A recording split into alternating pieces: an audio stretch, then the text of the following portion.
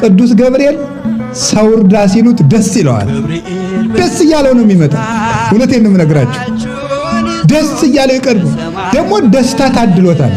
ቅዱስ ገብርኤል ትልቅ ደስታ ተሸክሞ ይመጣል። ያ ትልቅ ደስታ አማኑኤል ይባላል። እነሆ ትወልጃለሽ፣ ስሙን አማኑኤል ትይዋለሽ። አማኑኤል የሚለውን ስም ተሸክሞት የመጣ ቅዱስ ገብርኤል ነው። ሐዘን ለነበረበት ዓለም ለመጀመሪያ ጊዜ የመጀመሪያውን ደስታ ይዞት የመጣው ቅዱስ ገብርኤል ነው። ለምኑትም አምላክን ደስታ ያሰማቸዋል። ከልቤ ነው እማምላክን እማምነውን የምናገር። ቅዱስ ገብርኤል የደስታ መልአክ ነው። መልአከ ሰላም ነው ቅዱስ ገብርኤል። አትፍሩ የሚል ፍርሃት የሚያርቅ መልአክ ነው። ዘካርያስ አትፍራ አለው። ፍርሃት ያርቃል፣ የተቋጠረ ይፈታል።